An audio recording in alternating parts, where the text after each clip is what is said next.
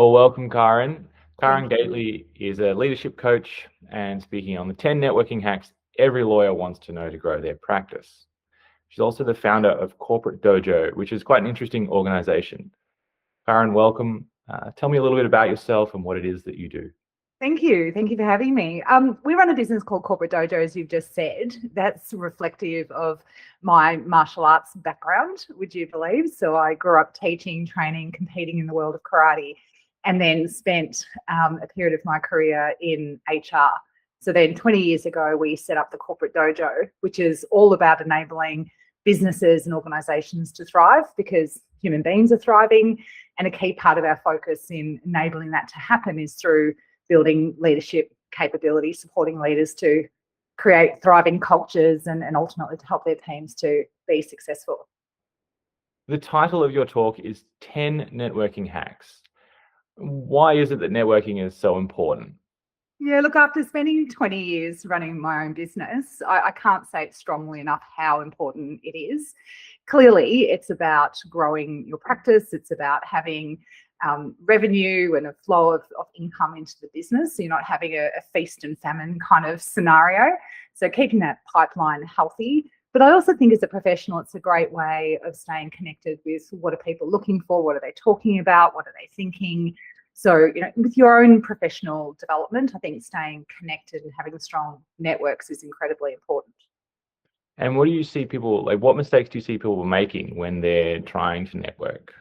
I think the biggest mistake people make is, as a starting point, hating networking. So forcing themselves to go to an event where they're then just feeling awkward, they're not sure who to talk to, what to talk about. And often in those circumstances, I find that people will find a conference buddy and link arms with them and just hang out with that person because it feels safe.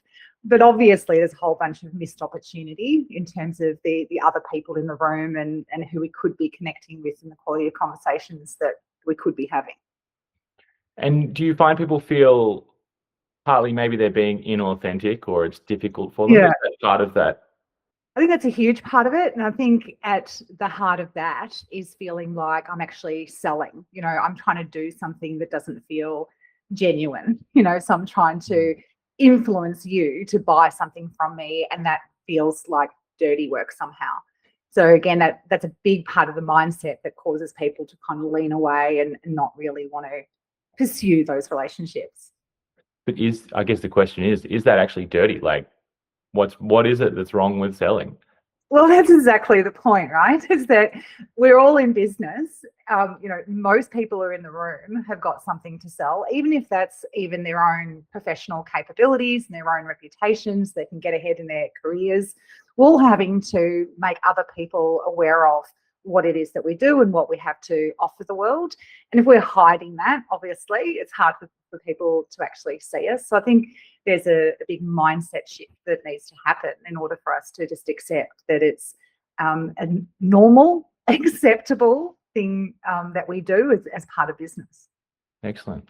Well, thank you, Karen. We appreciate your time today and we look forward to seeing you on the 27th. Thank you.